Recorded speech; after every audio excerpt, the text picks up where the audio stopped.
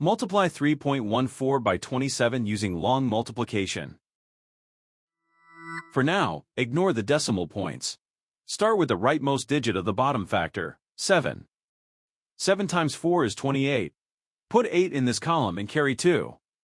7 times 1 plus the carried 2 is 9. 7 times 3 is 21. The first partial product is 2,198. Now use the next digit to the left, 2. Start one place to the left. 2 times 4 is 8. 2 times 1 is 2. 2 times 3 is 6. The second partial product is 6,280. Now add the partial products, working from right to left. In the ones column, 8 plus 0 is 8. In the tens column, 9 plus 8 is 17. Put 7 in this column and carry 1. In the hundreds column, 1 plus 2 plus the carried 1 is 4.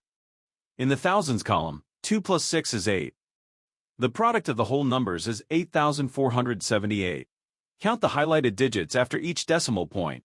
The factors have 2 decimal places altogether, so the product needs 2 decimal places. Place the decimal point 2 places from the right. 8,478 becomes 84.78. So 3.14 times 27 is 84.78.